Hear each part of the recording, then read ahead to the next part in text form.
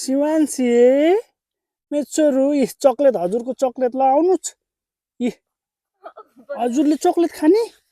ए मेल शिवांशी छोरी ओइ ओइ ओइ ल मिल्क चक्लेट खाने ल डेरी मिल्क चक्लेट खाने ल